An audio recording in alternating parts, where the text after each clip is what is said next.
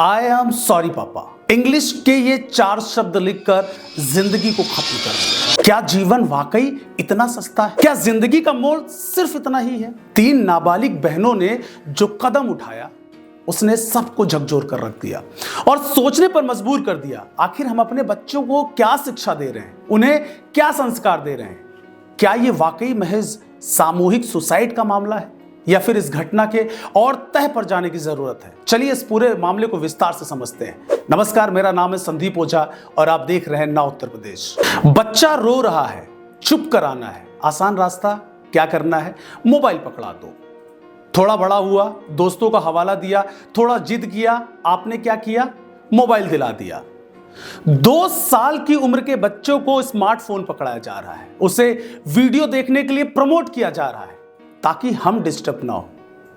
जिस उम्र के बच्चों को आपके समय की जरूरत है, आपके साथ की जरूरत है, आपकी जरूरत है, वो चाहते हैं कि आप उनके साथ खेलो, वो चाहते हैं कि आप उनके साथ वक्त बिताओ।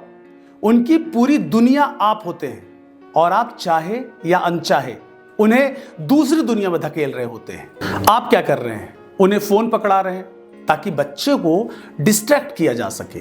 जब बच्चा 5 साल की उम्र तक पहुंचता है, उसे फोन की आदत पड़ चुकी होती है। यहां तक कि बच्चा वॉशरूम भी जाता है तो वहां भी वो फोन नहीं छोड़ना चाहता। बच्चों को आखिर हम क्या सीख दे रहे हैं? हाल ही में जो घटना घटी है वो चौंका देने वाली है। गाजियाबाद के साहिबाबाद की भारत सिटी सोसाइटी में 3 नाबालिग बहनों ने सामूहिक सुसाइड कर लिया। बिल्डिंग की 9वीं मंजिल की खिड़की से कूदकर तीनों बहनों ने आत्महत्या कर ली, अपनी जीवन लीला समाप्त कर ली। इस ट्रिपल सुसाइड केस में पुलिस को 8 पेजों का सुसाइड नोट मिला है, जो चौंकाने वाला भी है और आपको अलर्ट भी करने वाला है। इस सुसाइड नोट में तीनों बहनों ने अपना दर्द बयां किया। सुसाइड नोट में तीनों बहनों ने मानसिक तनाव का जिक्र किया है। लंबे समय से मोबाइल फोन पर कोरियन गेम और ड्रामा सीरियल देखकर कोरियन कल्चर के हिसाब से वो अपने व्यवहार करने लगी थी। इससे परेशान होकर 15 दिन पहले पिता ने मोबाइल फोन छीनकर उसे बेच दिया तो तीनों मानसिक तनाव में आ गई। उसके बाद वो खौफनाक कदम उठाया जिसके बारे में शायद उनके पेरेंट्स ने कभी सोचा भी नहीं होगा, उसका कभी शायद अनुमान भी नहीं लगाया होगा। कोरियन स्टार्स के प्रति दीवानगी की इंतहा तीनों में इस कदर थी कि तीनों ने रहन सहन से लेकर लाइफस्टाइल, पहनावा और हेयर स्टाइल भी वैसा ही कर लिया था जैसे कोरियन ड्रामा में दिखाया जाता है। यही नहीं, तीनों बहनों ने अपना नाम भी कोरियन ही रख लिया था।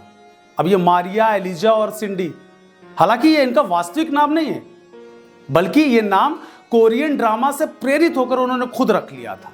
तीनों अपनी 3 साल की छोटी बहन दिव्यांशी, जिसे प्रेम से वो देवू बोलती थी, उसे भी वो कोरियन लवर बनाना चाहती थी। इस बात को लेकर उन्हें परिजनों से डांट भी पड़ती थी, कभी कभार मार भी पड़ जाती थी। इससे तीनों नाराज रहने लगी थी। तीनों के दिमाग में ये सब कुछ इतना गहरा घर कर चुका था कि उन्होंने सुसाइड की तैयारी कर ली। तैयारी क्या कर ली? सुसाइड कर भी लिया और सुसाइड नोट लिखकर सुसाइड किया है और लिखा कि वो तो देवू को कोरियन लवर बनाना चाहती थी, लेकिन आपने तो उन्हें बॉलीवुड का किरदार बना दिया। अब भाई देखो कि कोरियन ड्रामा उनके दिमाग में कितने अंदर तक घुस चुका था। ये सीरियल तीनों के दिमाग में रियल कैरेक्टर को ही बदल दिया था। खुद को वो इंडियन नहीं बल्कि कोरियन मानने लग गई थी।